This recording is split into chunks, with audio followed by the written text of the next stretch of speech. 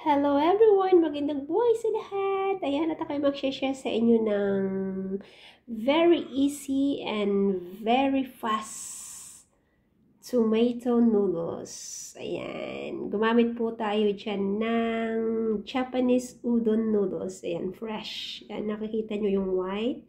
And then, naglagay po ako dyan ng gulay. Ayan, meron po tayo dyan carrots, cabbage, mushroom, parsley, at ang nakikita nyo na black, ano po yan, black fungus. Ayan.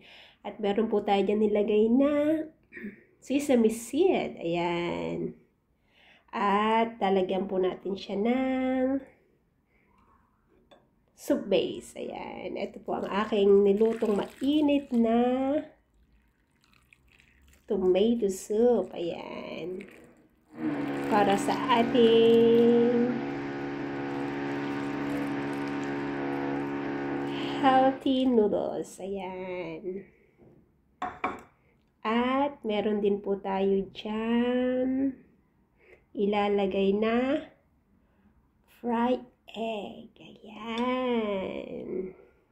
At lalagyan din po natin siya ng chili. Ayan. Chili sauce. Ayan.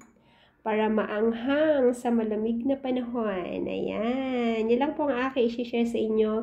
Yung mga vegetable po niyan is luto na po siya. Blinange ko na po yan lahat. Ayan.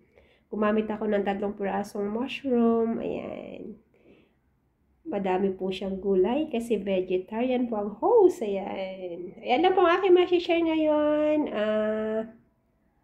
Na aking ginawa. Ayan. Salamat everyone. And God bless you all. Ingat-ingat po kayo lagi. Nasa mga kayo naroroon. At see you na lang po ulit sa aking next upload video. Bye!